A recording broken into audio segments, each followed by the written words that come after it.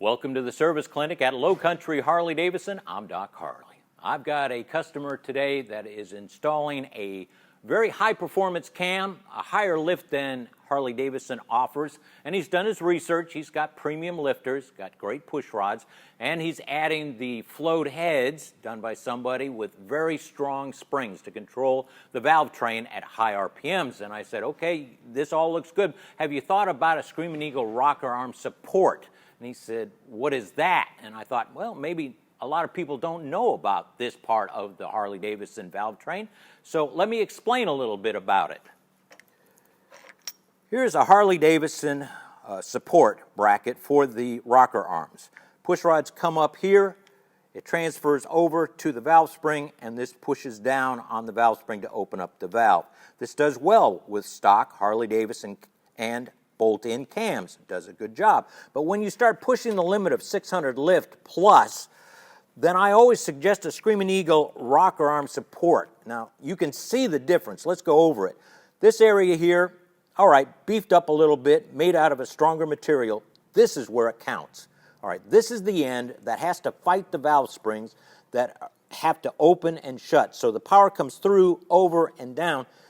This type here is okay for a Harley-Davidson cam or a bolt-in cam, but when you start really getting the high lift on it, you've got a lot of force coming through here and pushing down the valve springs. So this area here is beefed up a whole lot. Now, they've made so much material that it comes with 2 Allens instead of the regular bolts that go in the stock one. They've got 2 Allens to make it stronger in holding down this area here.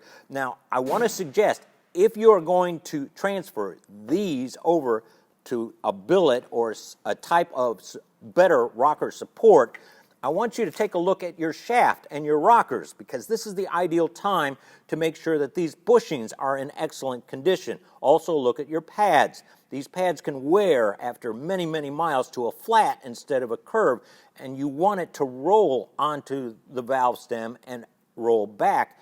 And if you've ever had an annoying tick that you just can't figure out what it is, this could possibly be, because see on the shaft, it wears.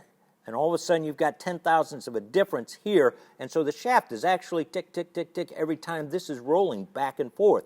So when you're transferring from one to another, take a look at your shaft and see if there's excessive wear here. You can push these bushings out and then put brand new ones in and hone them to a perfect fit on a brand new shaft. Don't ever try to replace the bushings and keep your same shaft.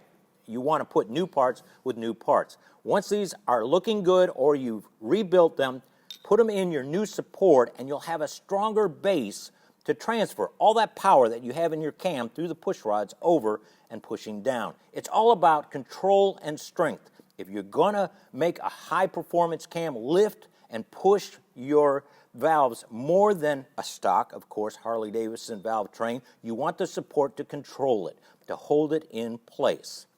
Just another tech tip from Low Country Harley-Davidson. We'll see you next week.